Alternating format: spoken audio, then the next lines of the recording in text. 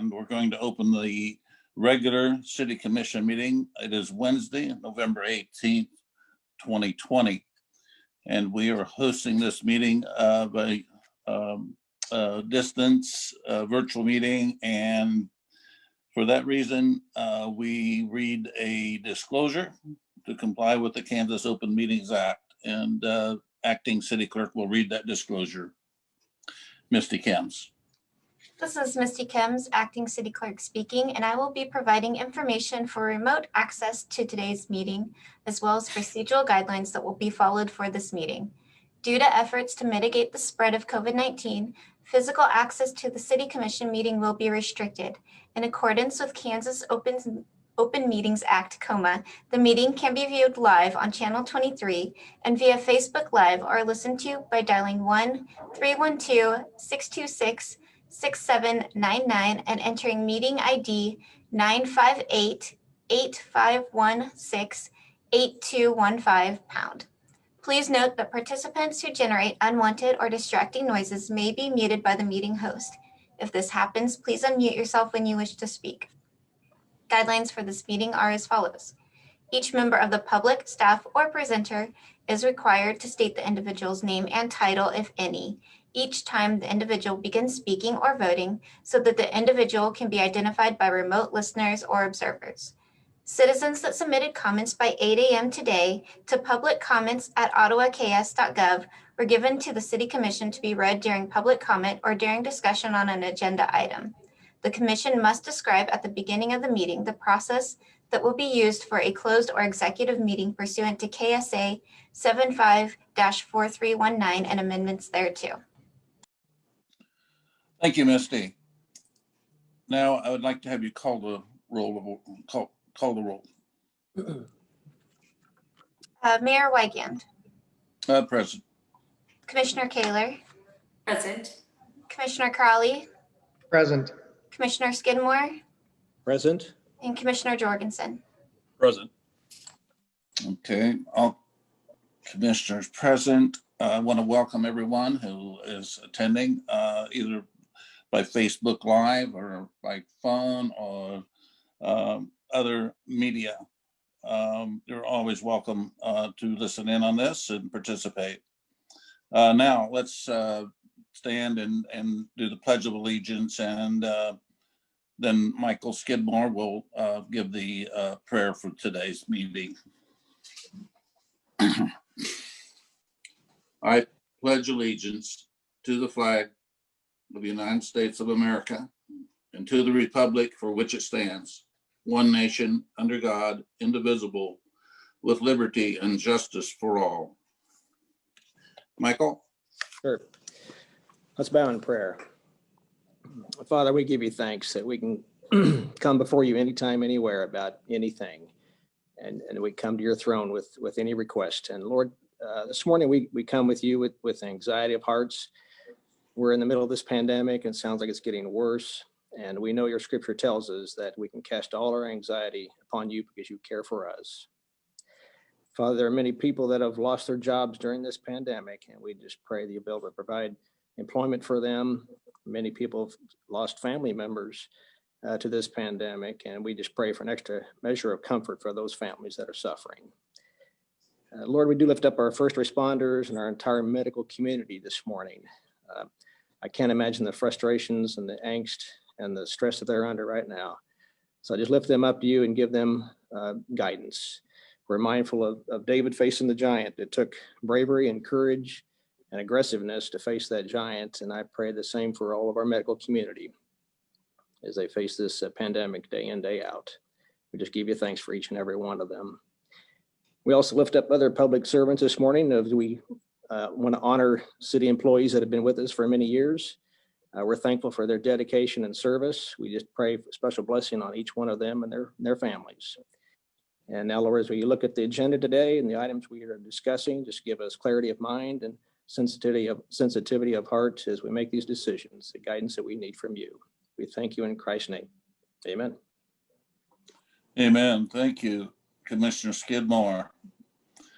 We have a consent agenda, which includes the minutes of the September 21st study session and the September 28th study session, as well as the approval of today's agenda.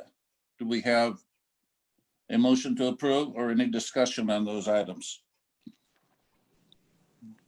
Commissioner Crowell, make the motion to approve the consent agenda. Commissioner Commissioner Taylor. Jorgensen seconds. There you go. Commissioner Taylor will third, which is not an official term. Okay, it's been moved, seconded and thirded that we approve the agenda. All in favor, say aye. Aye. Okay. Aye. Motion carries. And we have the regular agenda. Have there been any one want to have public comments? We do not have any.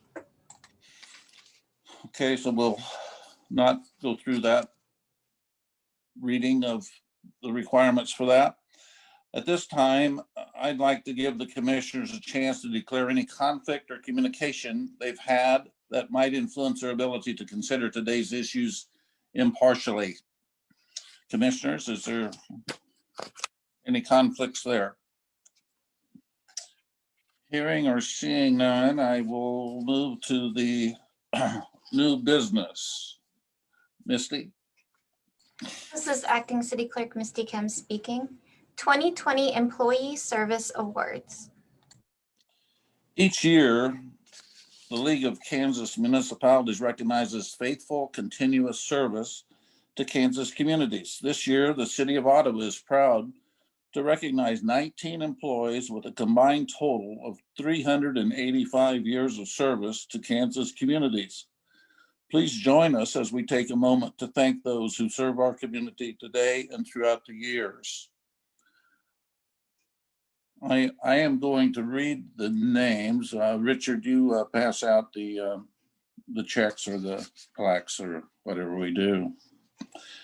But first, I want to say how thankful we are for the human capital that keeps this city operating smooth, gets our work needed work done, continues to improve the quality of life in our city, and we can't say enough about their loyalty and their skill levels and their dedication to our community. So I think on behalf of the citizens of Ottawa, and particularly the city commissioners and the mayor, we want to thank each and every one of you for your service and for your dedication to our community. You add to it every day, and it has been great.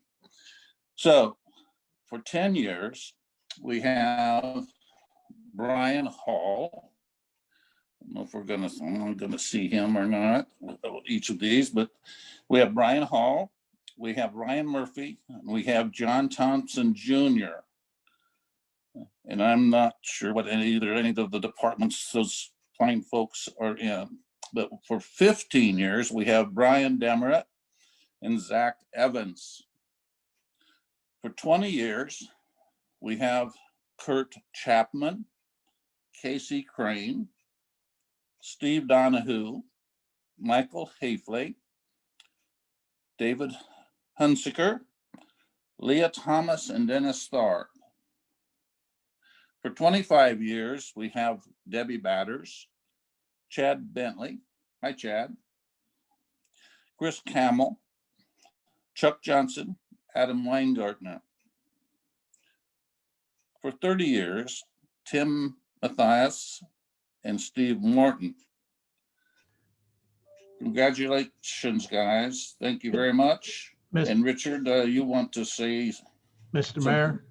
Yes. Richard Ninestead, City Manager. It's our practice to have department heads say a few words about each of the individuals that are here. So if we could start with the 10 years. Brian? Okay. Who's the department head there? I Mr. don't. Mayor, this is Chief Weingartner, Ottawa Police Department. Yes, Chief. I'll go ahead and start us off. I have two employees in that 10-year category. Senior custodian John Thompson. John served the Ottawa community since 2010. In addition to his custodial duties, he also takes care of our grounds, does basic maintenance around the building, and a long list of additional tasks and duties that we have him do. With a 24 operation, we tear up our building pretty good on any given day, and John's the one that makes sure that we have heat, air, power, alarms, and everything else working. And he's just a great asset and a great resource. And every year during the city's employee golf tournament, I make sure he's on my team because many not know it, but he's an awesome golfer too. So thank you, John. I'm making note of that. Thank you, Adam. Police Sergeant Ryan Murphy. Sergeant Murphy's assigned to a patrol group right now. He has about 13 years with the department, 21 overall years in Kansas Public Service after being a EMS or EMT with the Franklin County Emergency Management Service prior to coming here. In addition to his patrol duties, he is our SWAT team medic for our STAR team. He instructs a lot of us on our tourniquet and medical use, and is just a great resource and a member of our STAR team as well. And he has two children and enjoys bike riding and watching sports. Thank you, Adam. Mr. Thorpe, do you have a few words to say about Brian Hall? Also in 10 years, Brian Hall is currently serving as operator 2 at the power plant. Brian has proven to be a tremendous asset. He came to us with little or no experience or power plant background, but has pushed his way through and has at this point in time is serving as one of our knowledgeable assets at the plant. And we certainly appreciate Brian's efforts. Thank you, Mr. Thorpe. Congratulations to all of you. Mr. Thorpe, you have Brian Demeret, and then it's Zach Evans on deck and Chief Matthias. Brian Demeret, much like Brian Hall, came to us with little or no experience related to the power plant, and has proven himself again a knowledgeable piece of what we do at the power plant at this point, and we appreciate his efforts as we go forward. Congratulations. Mr. Thorpe, you have the next one too. It's Kurt Chapman, and then Adam, Casey Crane is on deck. Okay. Dennis, it's under the 20 years and Kurt Chapman. Yeah, did you finish the 15? This is Tim Matthias, Fire Chief. Oh, sorry, I got a little ahead of y'all. That's all right. That's all right. We're celebrating Zach Evans. He was hired October 25th of 2005. He's one of our senior drivers and one of our senior investigators. We have 5 fire investigators on the department, and he is one of our senior investigators. He's also a fire investigator technician. Those folks have to do additional studies and continuing hours over time to stay certified in their fire investigation. So big shout out to Zach. He's an integral part of our department, and just a local guy and a good guy. Thank you, Chief. Congratulations. Dennis? Kurt Chapman currently serves as operator 2 at our water reclamation facility. Kurt is our senior employee at that facility at present, and is a tremendous asset in sharing his knowledge with a much younger staff. And we have certainly appreciated his expertise and knowledge as we move forward. Congratulations. Adam?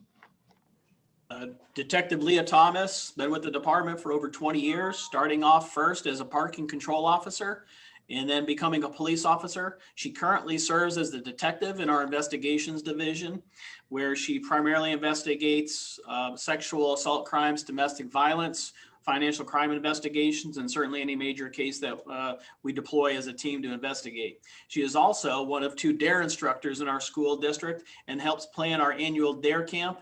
And earlier in this pandemic, when supplies were short, Leah is a very accomplished seamstress, and she made over 200 cloth masks for the city of Ottawa to distribute those out in just a matter of days. And that just kind of is a very small snapshot into the abilities and capabilities that Leah brings to us every single day. And I know of at least one case where Leah actually did a custom mask. And so Yes. congratulations. And Mike, I see Steve back there. I didn't recognize him out of the street sweeper, but if you would please introduce Steve. Yeah, Steve came to work for us in September of 2000 as a heavy equipment operator. He is widely known as the guy in the street sweeper. Steve's primary responsibilities revolve around street sweeping. He also trains other people to run the street sweeper in his absence. And I just want to say thank you to Steve for your years of dedicated service and for helping to keep our streets clean. This is Chief Weingartner. I have one more under the 20 years as well. Lieutenant Casey Crane. He started his career in law enforcement as a corrections officer with the Franklin County Sheriff's Office, and then became a police officer. He has served in both patrol and investigations, and currently is a division commander in charge of our support services division. That is primarily our civilian side of the police department, includes municipal court, property and evidence, records administration. And he is also our internal electronics expert and is one of several in the department in the city that is a licensed small UAS operator, or otherwise known as our drone program. And Casey is just an incredible individual to have for our electronics and all of the capabilities that bring with that. So thank you to him. Congratulations, Casey. Thank you, Adam. Before I go to Mike Hafley, what I'd like everybody to remember, the public and commissioners, is this is a live show. It's like live TV. Many, many years ago, we don't rehearse, so you get the bloopers out front. So, all right. So, Mr. Hafley, Director of Public Works. He started in municipal government for the city of Beloit, which is out west, in June of 1999 as a wastewater collections operator. So there you go, Dennis. If you need a backup, we got Michael. In April of 2006, he was promoted to Director of Transportation for the city of Beloit. June of 2014, he took a brief hiatus and went to work for the city of North Kansas City, Missouri. And we were able to hire him in February of 2015 to serve as Director of Public Works. Michael tells me that working for the city of Ottawa has been the most challenging yet the most rewarding position for him in city government. And Michael has also spent 34 years in the Kansas Army National Guard, serving this state, serving this nation, has been sent to a number of war zones, as many of our employees have, and is currently serving at the brigade level as a brigade level command sergeant major with the 300 and 635th Regional Support Group. Thank you for your service, Michael.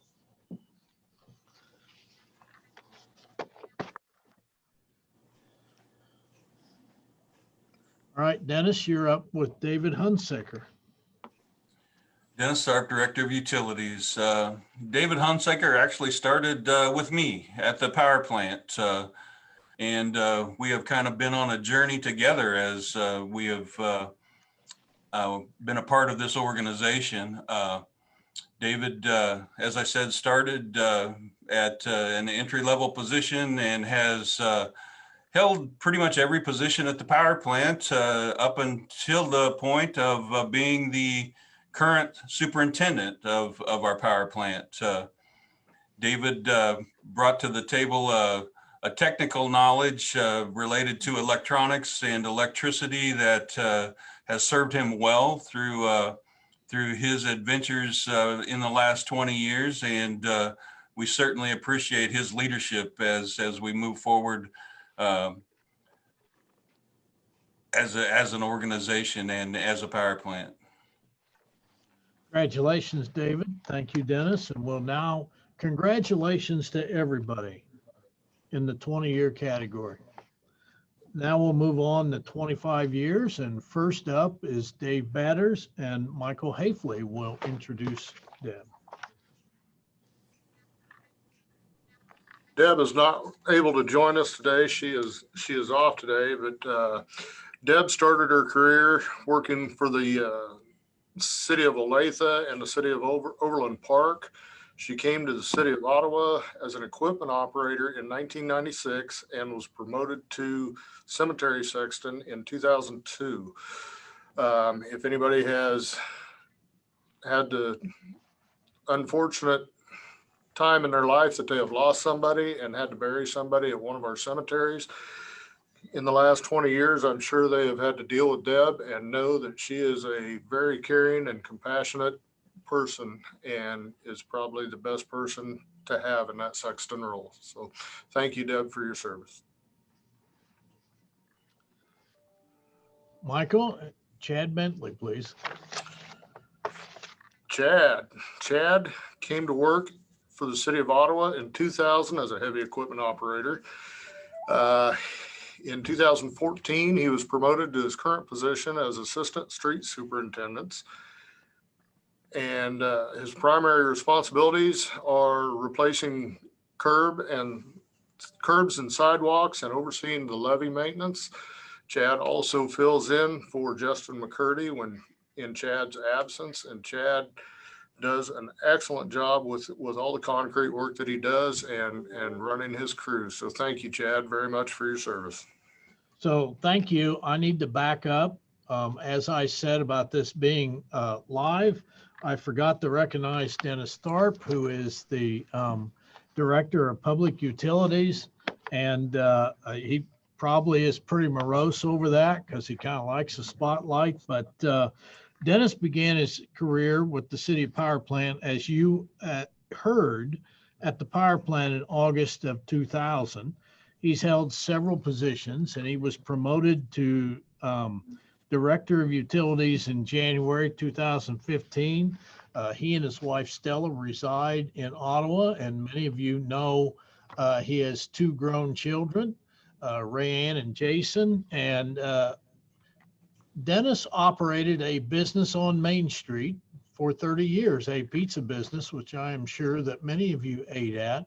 So he brings that experience to the city, and he is also an OU graduate. So Dennis, you don't get any double stuff because I forgot you, but thank you for your service.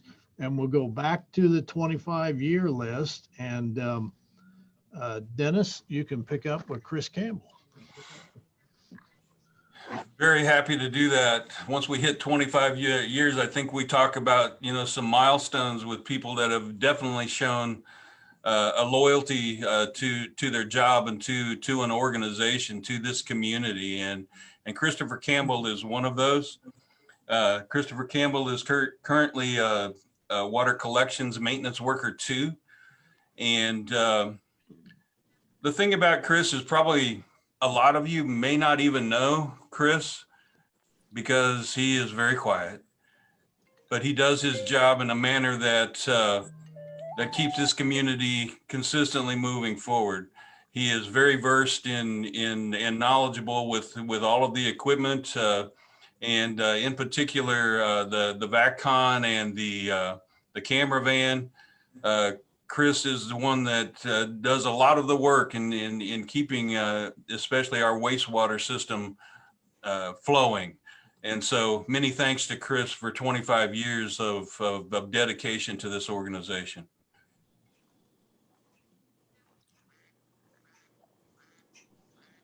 All right, Dennis, Chuck Johnson is next. Chuck Johnson, almost kind of the opposite. Probably a lot of you know Chuck. He's a little more outgoing, and Chuck is definitely an asset to our community as a whole. He gets involved in a lot of things musically, and he's very talented, a lot of different directions. And again, is one of those folks that goes about his business and works very hard at keeping our systems underground working and moving forward.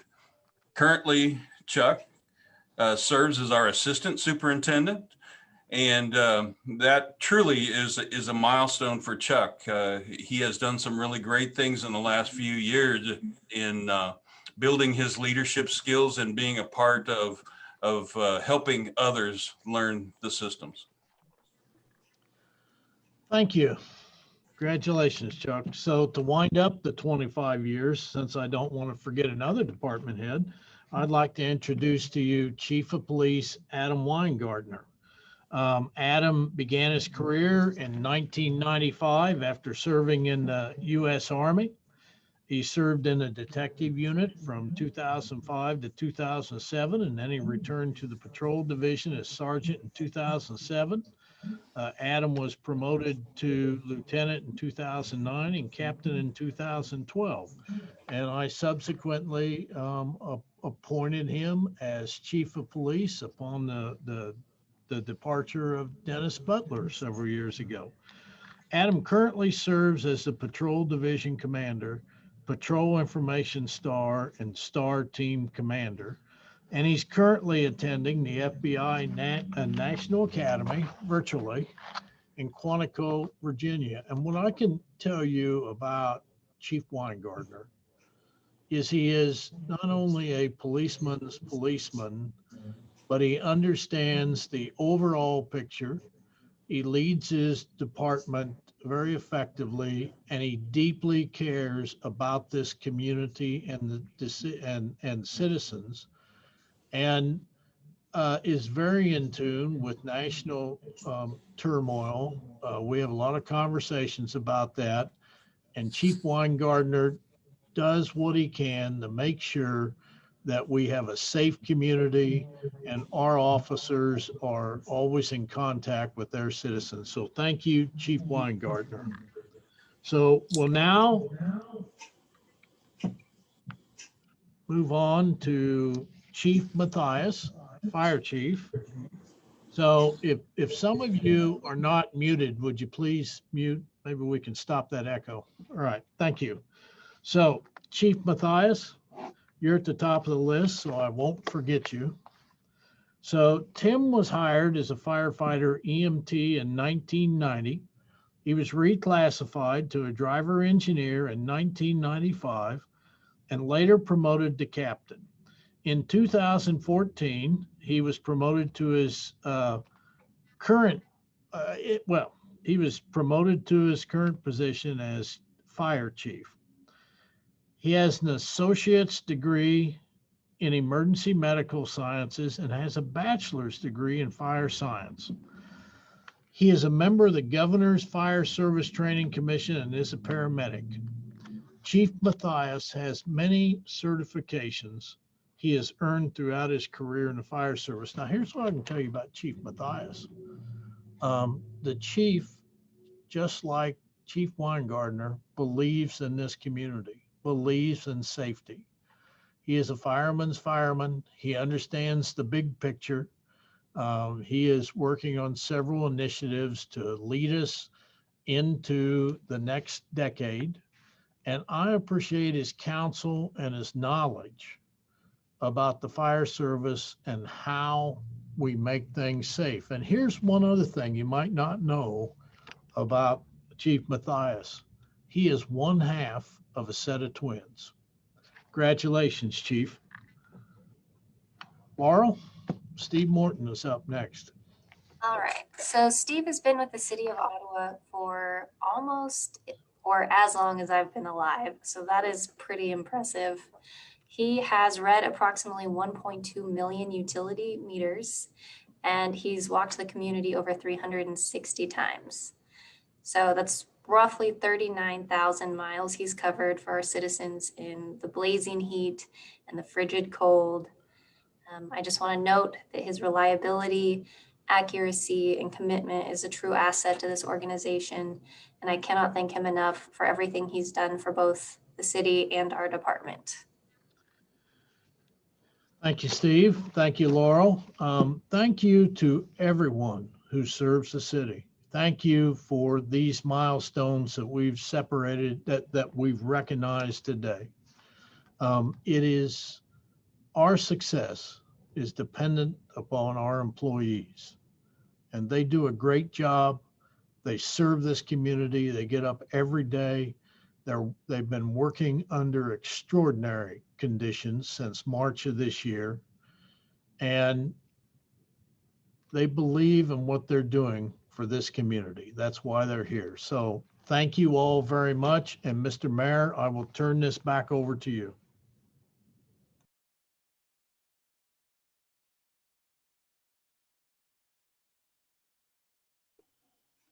Thank you, Richard.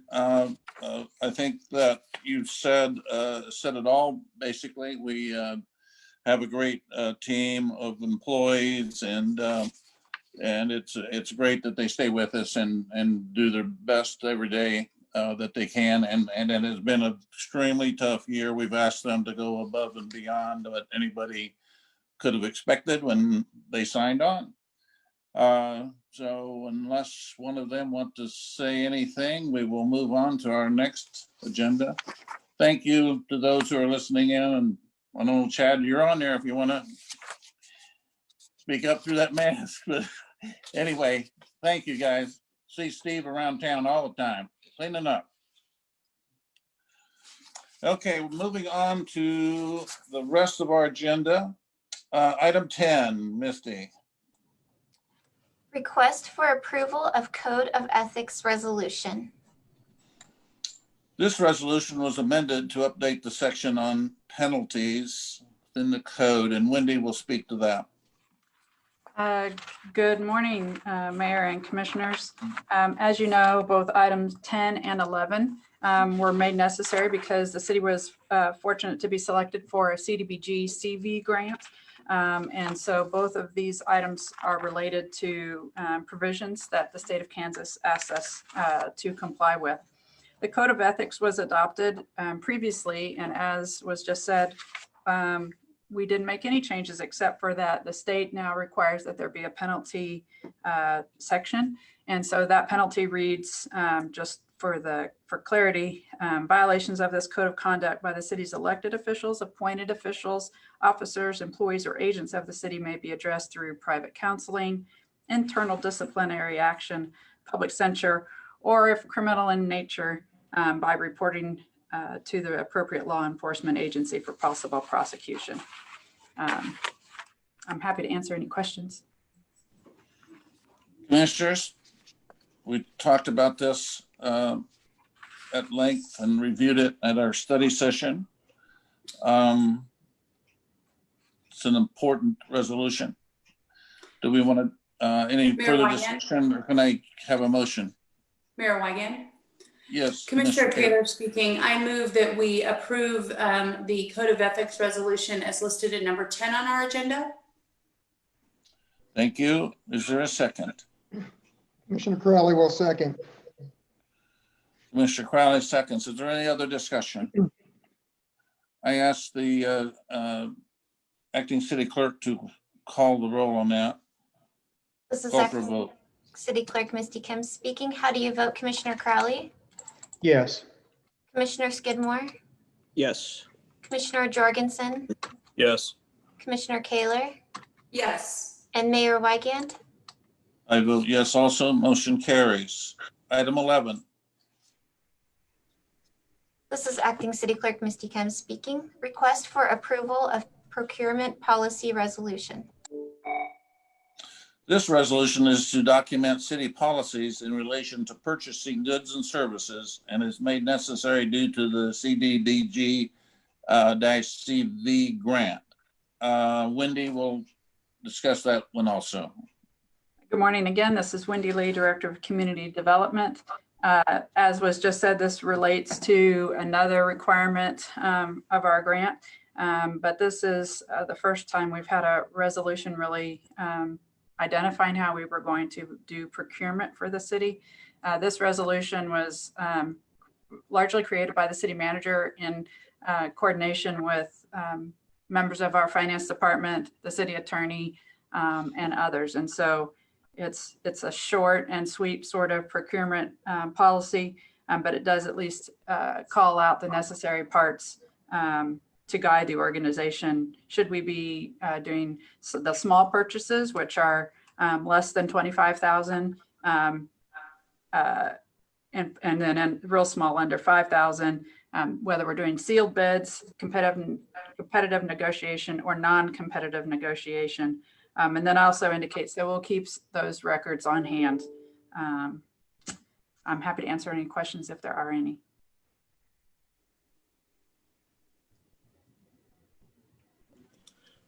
Mr. Mayor, this is Commissioner Jorgensen.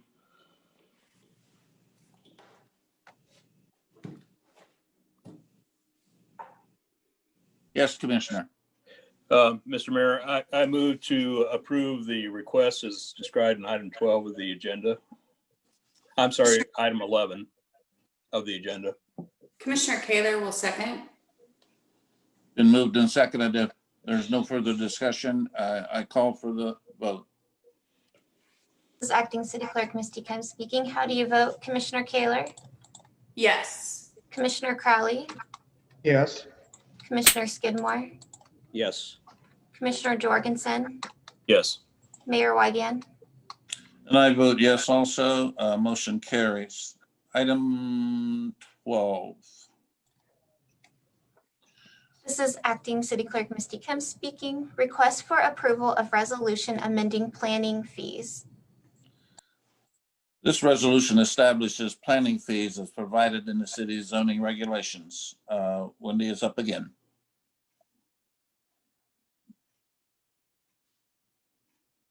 Wendy, you're mute. I was. Thank you, Mayor. Yeah, you were. This is Wendy Lee, Director of Community Development. The last time that planning fees were reviewed with the commission was in 2011. And it, after several years of good growth and recovery from the earlier recession, and looking at how we were trying to manage tax dollars most efficiently, it seemed appropriate to review our fees. And so after we did that, there was a review of 10 different cities, including Arc City, Emporia, Eudora, Lawrence, Lenox, Olathe, Osawatomie, Paola, Topeka, and Salina. Most cities were charging higher rates than we were. And so we provided to you a marked up version. Some of the fees did not change, but some of them changed, about $50, or we added some fees that were in the $25 range, and some others that were $100. I can talk about any specific ones, but after several discussions with the commission, you agreed to put it on for action today. As staff, we think it is appropriate for development to pay its way. Many of these items require our city engineer to review, and the cost of that review typically is higher than the cost we're charging. So this is a way to have, there is public benefit, thus public dollars for the work that is done on all of these items, but there is also a need for the development to pay its share. Mayor Weigand, and I understand that if we do approve this, they don't go into effect till the first of the year. Yes, January sir. 1. This is Wendy Lee, Director of Community Development. It is on the it is in this resolution to be effective as of January 1, 2021. Okay. Commissioner Crowley here. Yes, Commissioner Crowley. Wendy, when these fees are collected, do they go directly to your department or into the general fund? Commissioner Crowley, this is Wendy Lee, Director of Community Development. They do go into the general fund. We do track them so that we have an understanding of what the total fees are collected each year, but they go to the general fund. Okay, and Commissioner Crowley here again. The reason I asked that question is because I had a conversation with a developer that did some developing in this town, and the two comments that they had were both positive comments about your department. One of them was that these fees should go directly to your department so that you guys could be directly rewarded with the hard work that you put in the planning, part of these projects. And then the second comment that was made was that the fees are lower than the other, municipalities that they deal with, and that an increase of what we're looking at isn't anywhere, even still anywhere near what they pay in other municipalities. So nothing but good words to say about your department, and no quarrels about any kind of increases. Thank you, Commissioner. Appreciate hearing that. Yeah, good remarks, Commissioner Crowley. Any other remarks or discussion, questions, motions? Commissioner Skidmore, I echo Eric's comments. Wendy, your department, you've done a lot of work. This is not a flippant decision. You put in a lot of hours in comparing us with other communities. That's important that we look at that. I also recognize that most of our citizens will never deal with this kind of thing or know about this. And I've always thought it's better to be a user tax. We shouldn't subsidize everyone, taxpayers for this department's use.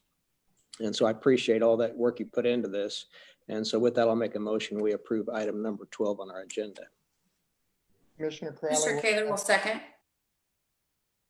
Commissioner Kaler, yeah. Okay, we have a motion and a second. If there's no other discussion, I'll call for the vote. Misty?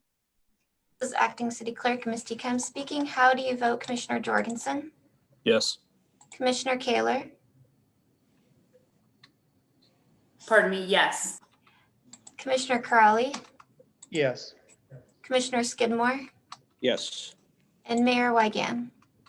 And I vote yes also. Motion carries. Thank you. Item 13.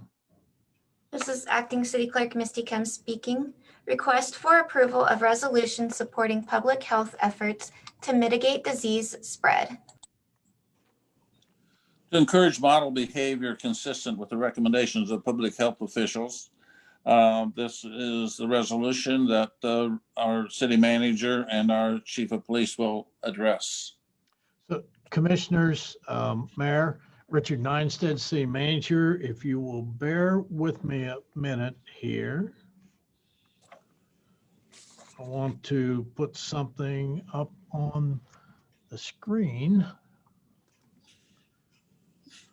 If you will hold on.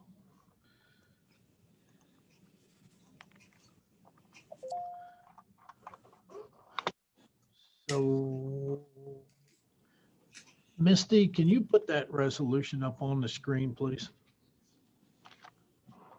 Yes, 1 second, please. Thank you. So while Misty's doing that, I want to also say not only will Chief Weingartner be addressing this, but we also have on the call Dr. Bud Ransom, who is the Franklin County Medical Officer. And I don't know, we talked to Nick Robbins the other day, and I hope Nick signed on. He is the interim director of the Franklin County Health Department. So what I want to say about this resolution is okay, so if you could all please mute, we won't get feedback. All right, thank you. All right, so here is the first page with the whereases, and Chief Weingartner updated this with the current numbers that we have in COVID-19 in Franklin County and worldwide. And what this resolution does is lay out the case.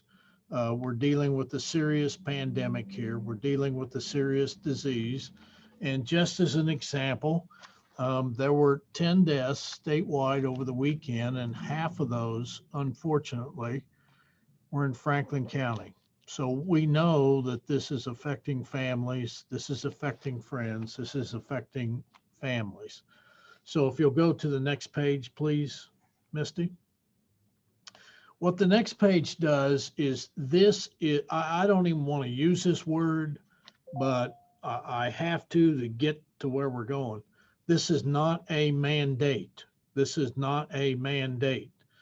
This is a sense of the city commission, a resolution of the city commission, where you go on record as encouraging all citizens, all businesses to wear a mask to not only protect other people, but there is some evidence that suggests that it also protects the mask wearer as we go into this ever increasing COVID infections. So that is what this resolution does.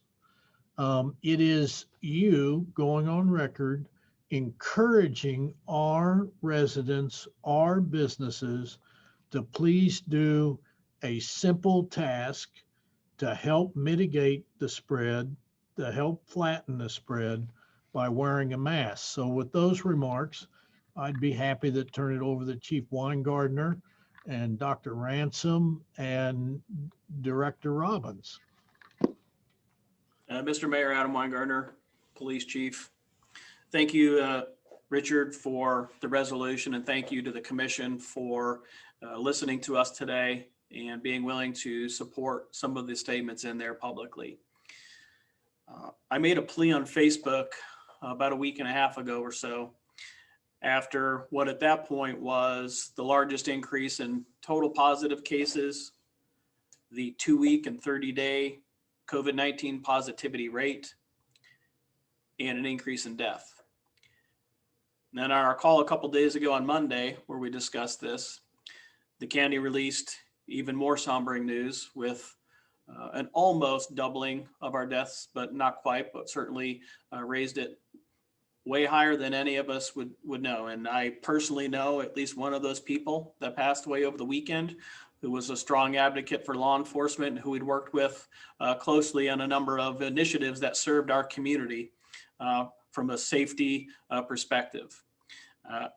I know several people in my life that have died already during this pandemic. And what we don't want is for that to continue. And while none of us have the exact answer, we know what some of these safety protocols will at least do, and that is slow the spread. And that's what this really is. I asked in my post for everyone to double down on their efforts. We've done that here at the police departments. And so far, we're holding our own, but I don't know how much longer that can last. And what I want to do is to make sure that there's enough police officers in this community every single day to respond to the emergencies that are presented and provide the service that the citizens expect of us in the manner that we expect of ourselves. And if you look at the statistics that were released from the Franklin County Health Department and government, there are currently, as of yesterday, 880 total cases. 623 of that 880 are within the city of Ottawa, Kansas. Of the 13th deceased, all of them are from the city of Ottawa. Now, that may be a healthcare related issue as well, and I understand that. Doesn't mean that in this community every single person's passing away, but our hospital is in Ottawa. That's where a lot of these patients come to for care. That's where a lot may be today and throughout this pandemic. And if we, as one part of this public safety puzzle of police, fire, EMS, dispatch, public health, city and county government, school districts can work together to provide a safer environment for all of us, I think we all know we'll get through this healthier and safer together. And that's all I'm asking for this duration. We know we're all going into the Thanksgiving holiday period. It's been nationally reported that we are fearful of a surge after that, kind of like we saw after Memorial Day and after Labor Day.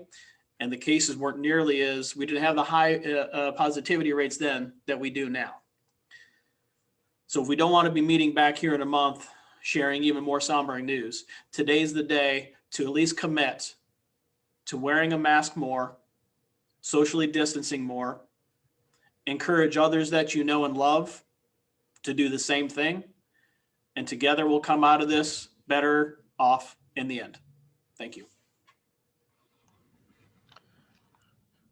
Mr. Mayor, Richard Ninestead, City Manager, Dr. Ransom, and Nick are on the line. Yeah, this is Dr. Bud Ransom, and I think Chief Weingartner just really summarized things very well. I don't have a lot to add except just there is convincing evidence that these things work if people will do them. And in those locations where, you know, there's been penalties and all kinds of legislation and requiring masks and with potential citations and stuff, or there's just been a general attitude of better compliance like we see in the Far East, you know, their rates have gone way down. That's not happening here. I think the evidence is clear. If we wear masks and do social distancing and wash our hands, we can control this much better. And if there's specific questions about, you know, evidence that masks work, I would try to answer those. I think for most of it, we've seen that. So, and if there are other questions, I'd try to answer anything if individuals have questions.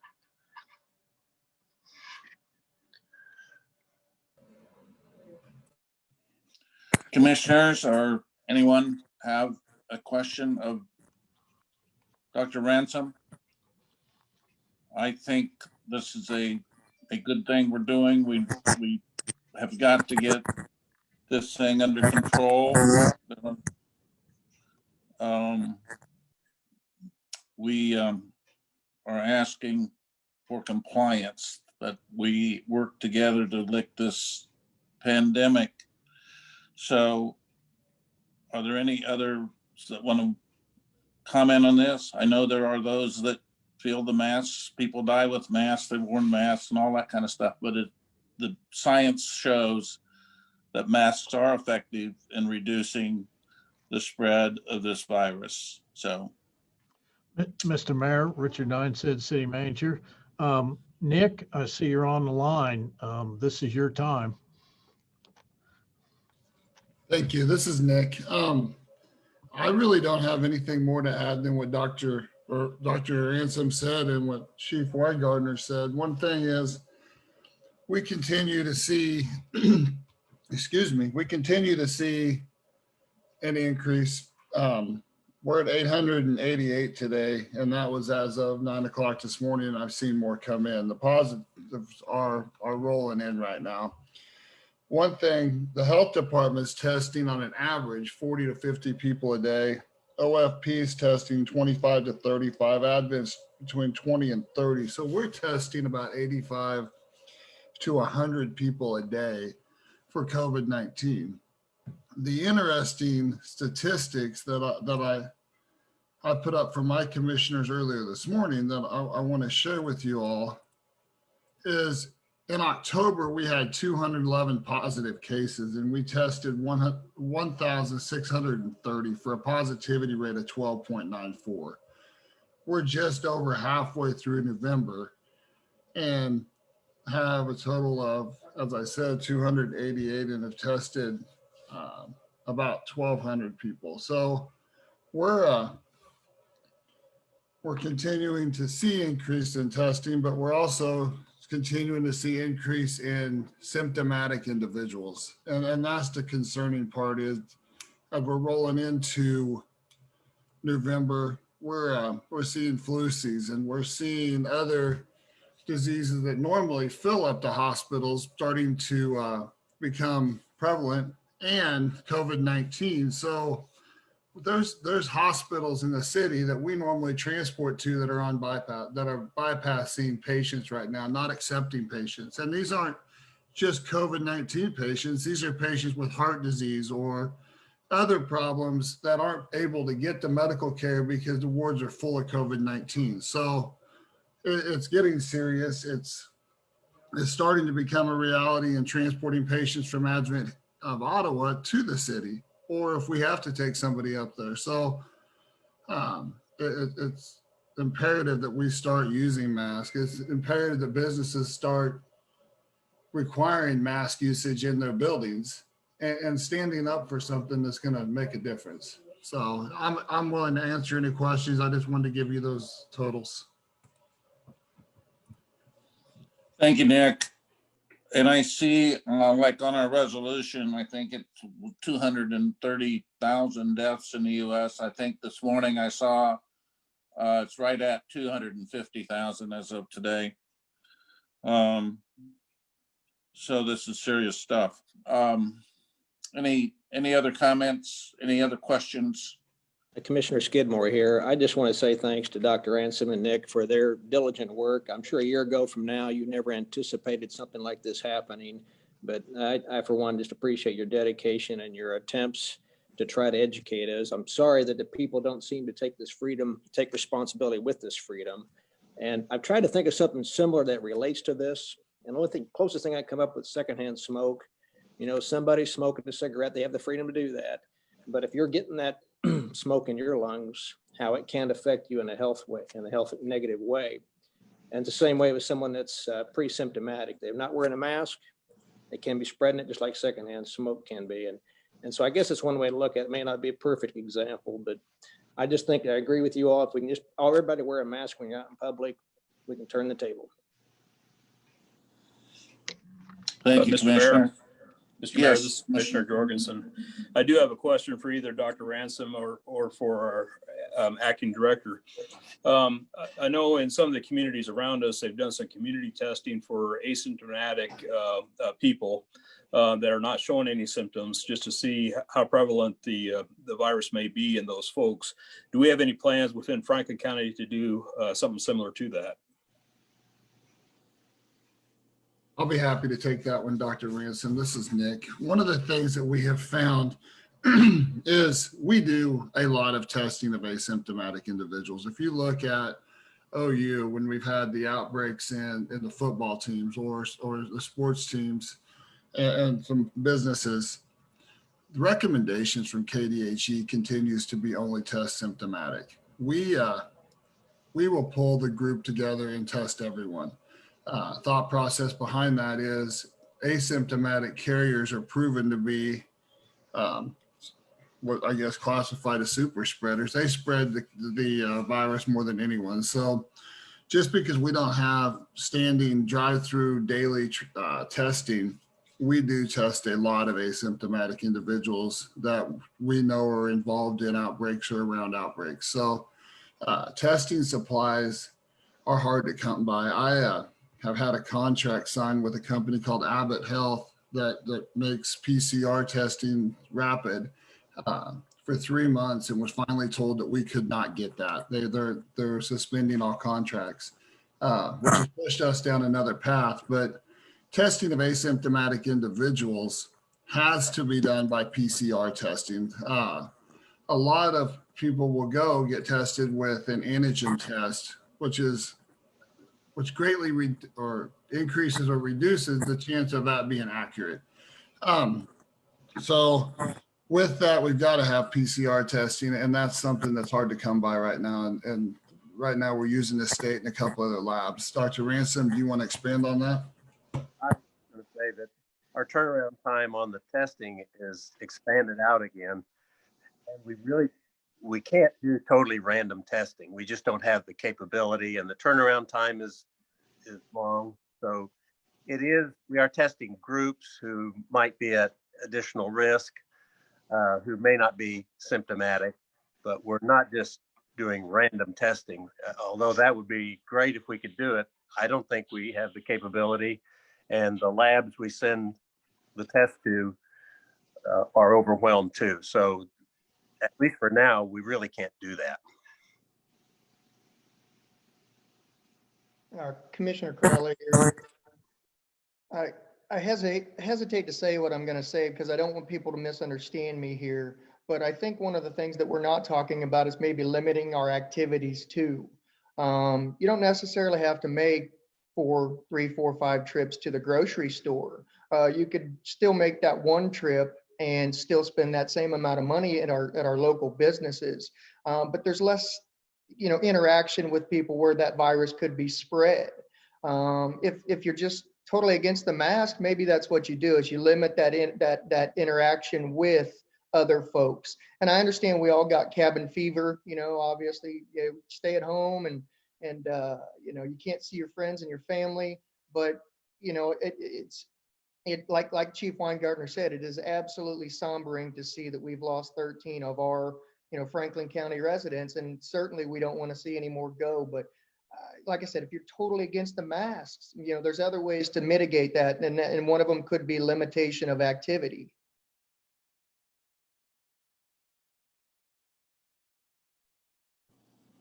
Thank you. Thank you, Commissioner. Any other comment? This is Dr. Ransom again. I agree 100% with Commissioner Crowley. It does bring up the point that Thanksgiving is coming. And, I think all of us think that our little family get together is really going to be safe.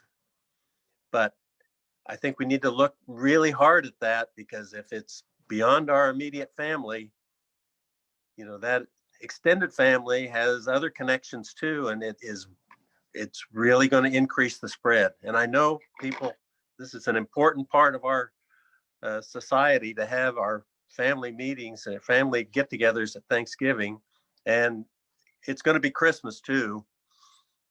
I think we just need to put that stuff on hold. I am very optimistic about the COVID vaccines.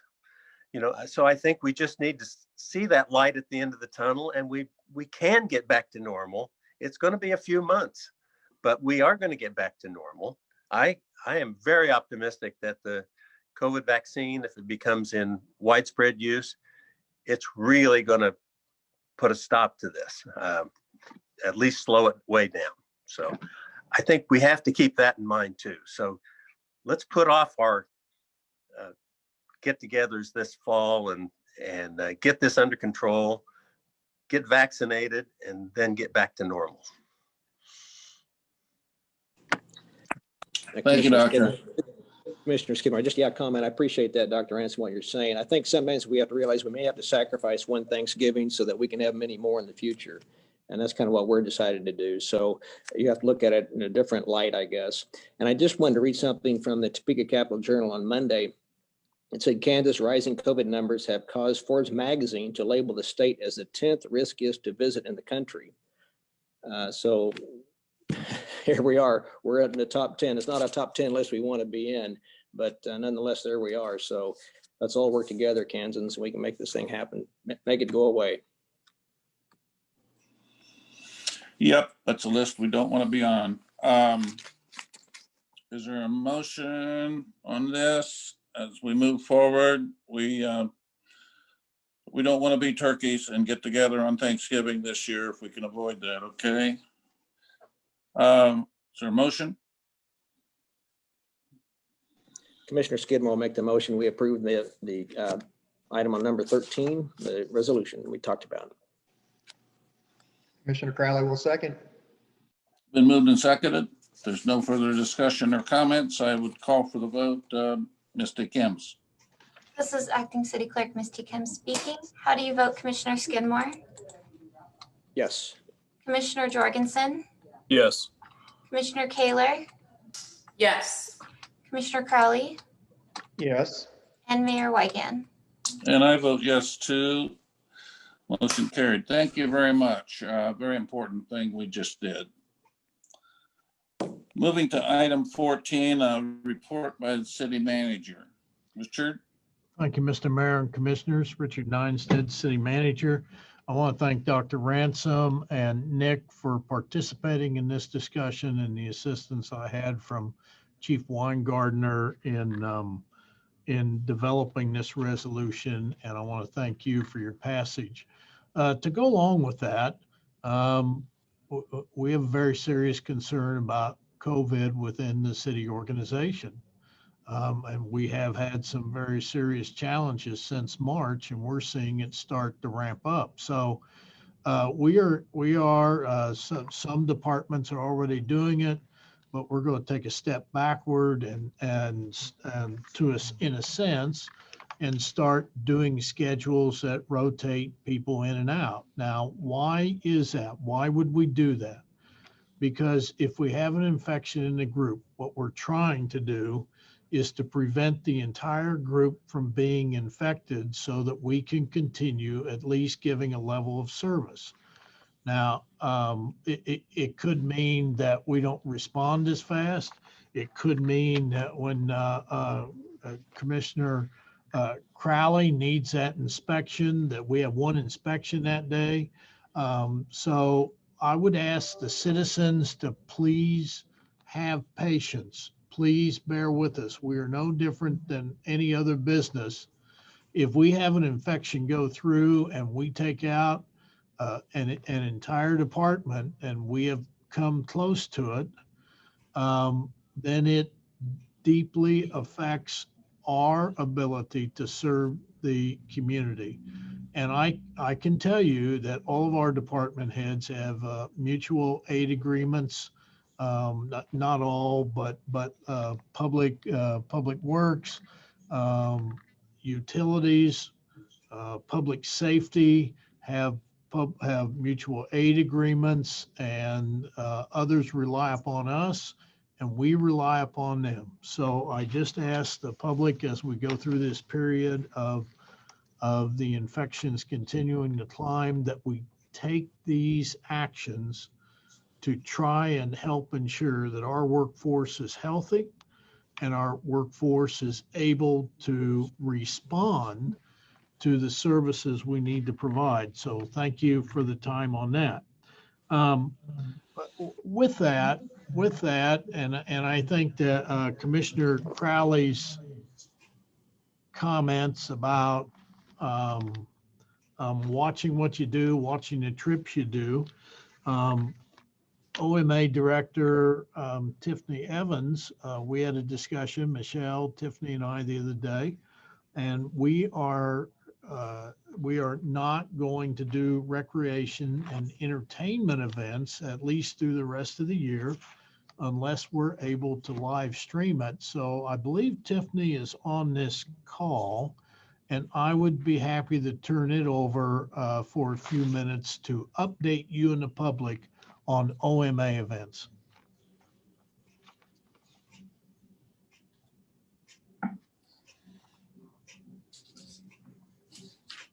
Tiffany?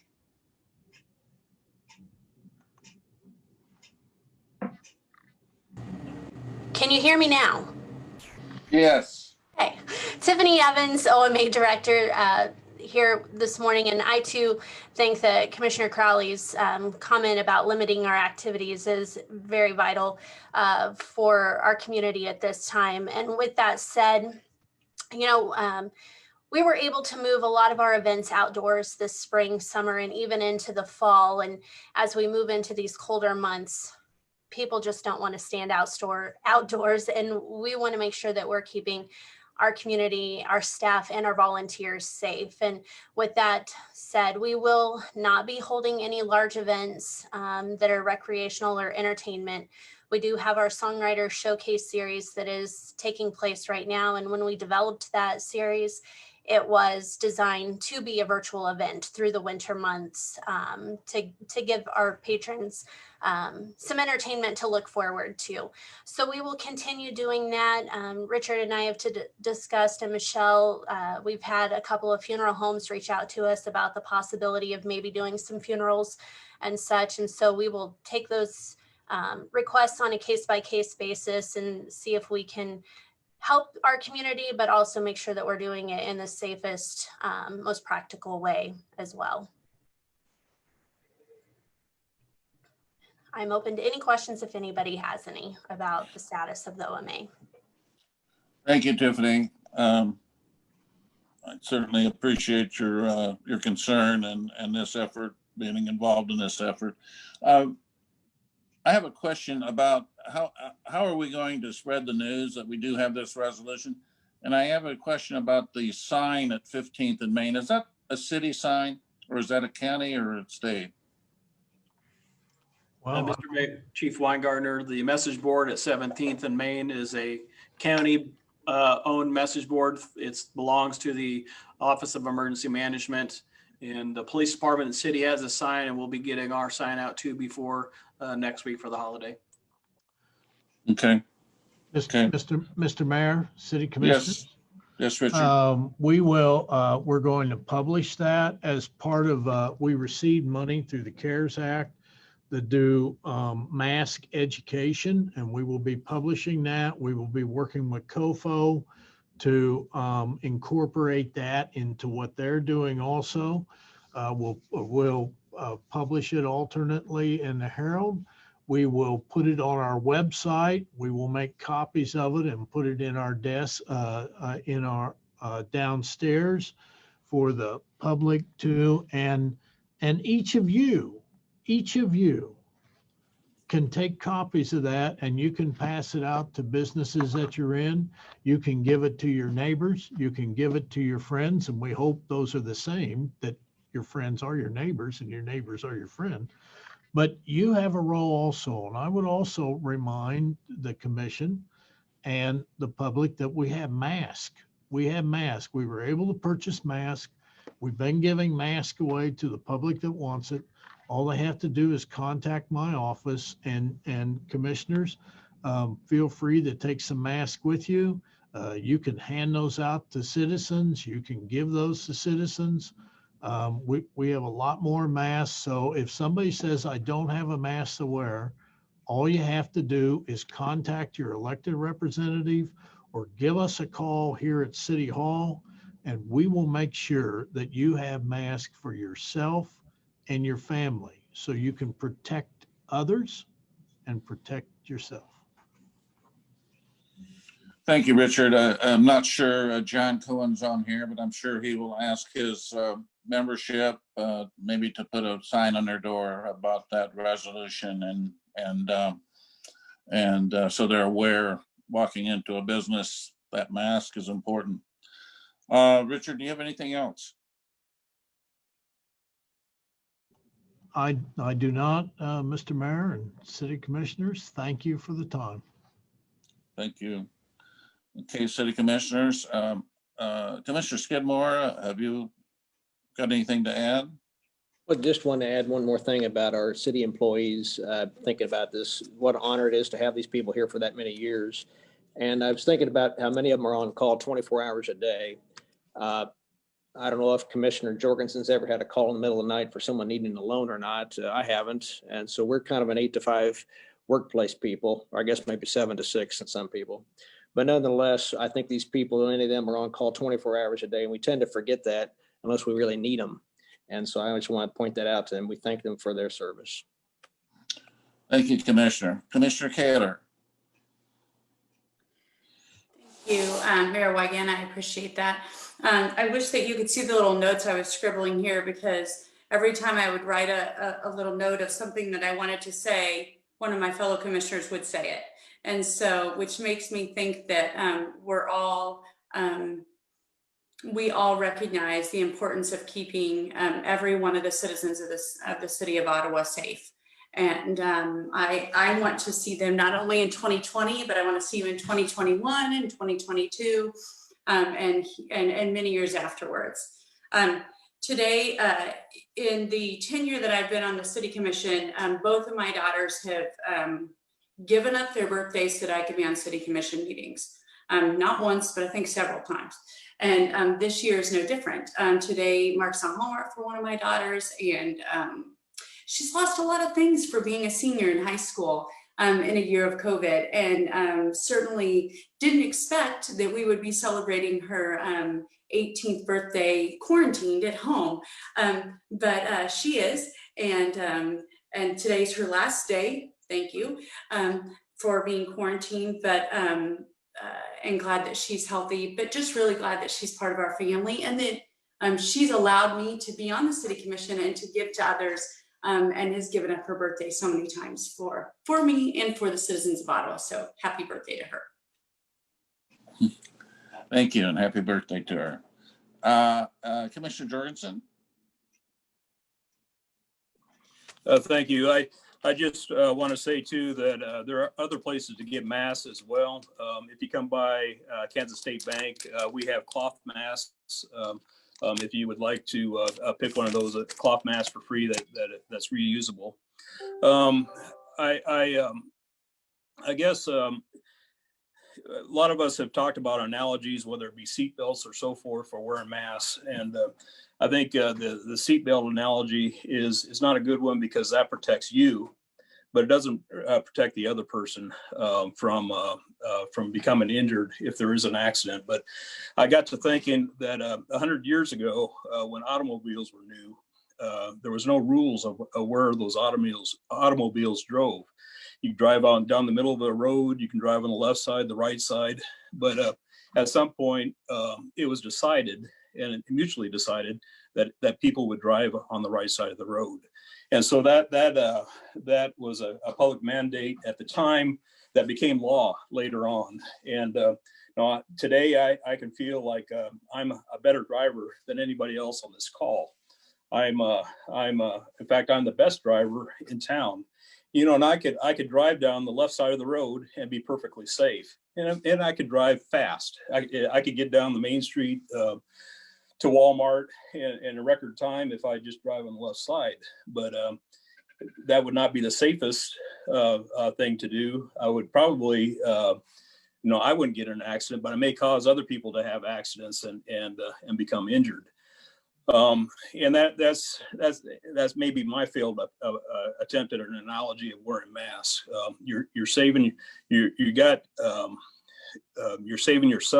but you're also saving other folks when you have that mask on. I hope in 100 years we don't have to codify wearing masks to save other people's lives. It sounds like Dr. Ransom had mentioned it, but the vaccines are coming out, and it's very favorable looking when you have 94.5% effective rate in prevention of COVID, the latest vaccine. We'll start seeing that rolled out. Indications are towards the end of the year, but certainly the first part of next year. And hopefully COVID is going to become a thing of the past, and we won't have to worry about that moving forward. But the lessons that we've learned in the past year, or really not a year, 10 months, have been valuable. And I encourage everybody to mask up, be safe, and we'll see you next year.